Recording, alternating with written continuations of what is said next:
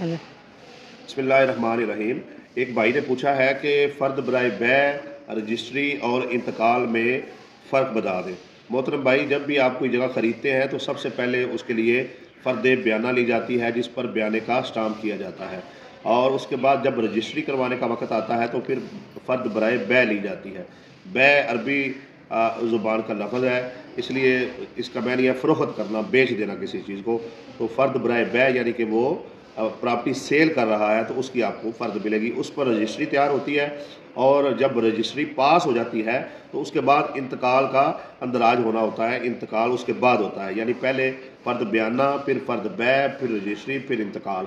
जब इंतकाल आपके नाम हो जाता है तो उसके बाद आप फ़र्द बराए बिजली कनेक्शन ले सकते हैं, चूँकि वो जगह आपके नाम हो चुकी है। फ़र्द बराए गैस कनेक्शन ले सकते हैं, चूँकि वो जगह जो है वो आपके नाम हो चुकी है। फ़र्द बराए पानी कनेक्शन ले सकते हैं, चूँकि वो जगह जो है वो आपके नाम हो चुकी है।